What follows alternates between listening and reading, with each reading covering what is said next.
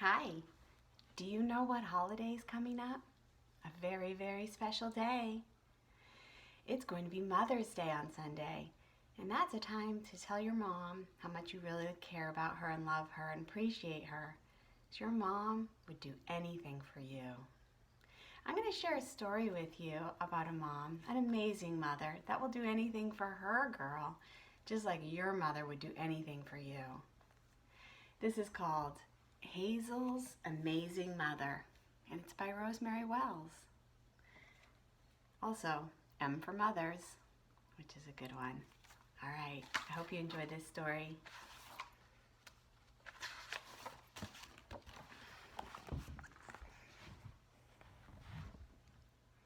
Hazel's mother gave Hazel a nickel and a kiss and said, "Buy something nice for our picnic." "I will," said Hazel, and she wheeled Eleanor's carriage down the street. Hazel stopped to help the mailman. "I see Eleanor has some new shoes," said the mailman. "My mother made them," said Hazel. Eleanor's shoes were sky blue silk. "Good morning," said the policeman. "I see Eleanor has a new dress." "My mother made it," said Hazel. Eleanor's dress was calico with French lace trim.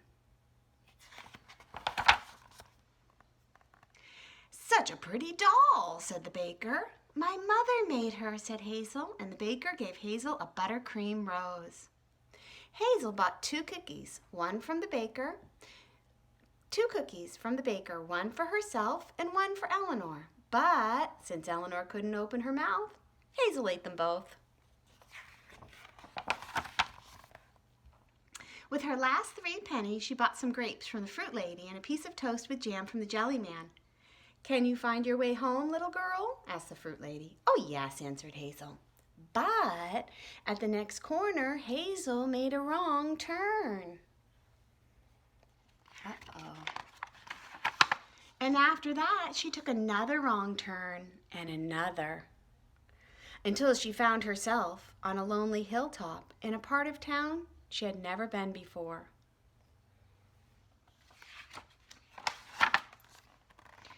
"Don't worry, Eleanor," said Hazel. "We'll find our way back." Just then a boy's voice rang out. "Hey, Doris, someone is stealing our ball." And in a flash, Hazel was surrounded. "What should we do, Doris?" asked the other boy. "If she's going to play with our ball," said Doris, "we'll play with her doll." Oh no, these kids are not nice. Eleanor was tossed from hand to hand. Off came her blue silk shoes. "Stop!" Hazel shouted. Higher and farther they threw her. Off came her calico dress. Out came her stuffing. "No!" pleaded Hazel, but she was powerless to stop them. When they had finished with her, Eleanor was little more than a rag. "Eleanor, my Eleanor," said Hazel. "Let's ride the carriage down the hill," said Doris. Hazel rocked poor, ruined Eleanor in her arms. She heard the carriage splash into the pond at the bottom of the hill. "Oh, Mother," she cried, "Mother, I need you." At that very moment, on the other side of town, Hazel's mother was picking tomatoes for their picnic. Something told her Hazel needed her. A drop of rain fell, and then it began to pour, and a great wind sprang up. It blew the picnic blanket over the garden wall. Hazel's mother caught hold of it, but the wind was so strong that it swept up the blanket, Hazel's mother, and the picnic basket, and a dozen tomatoes over the treetops as they were no heavier than blowing leaves. The blanket filled with air, ballooned out, and sailed over the town. What do you think's going to happen? Oh, look, it landed in the tree.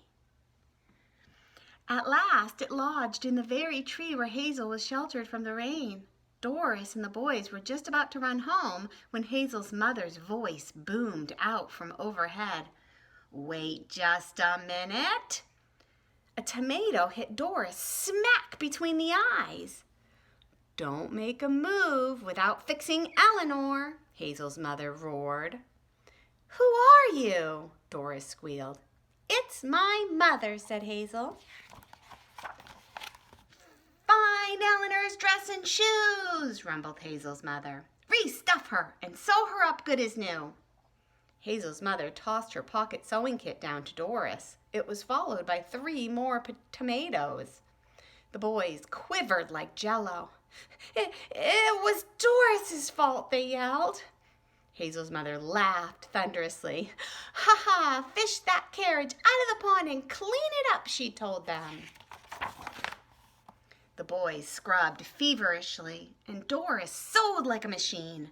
And above them, the sun came out, and the clouds slipped away.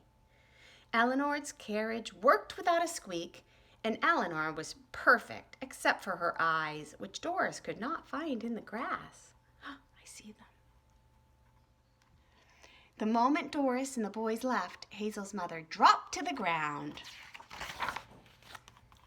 Hazel's mother found the eyes and sewed them back on while Hazel ate a sandwich.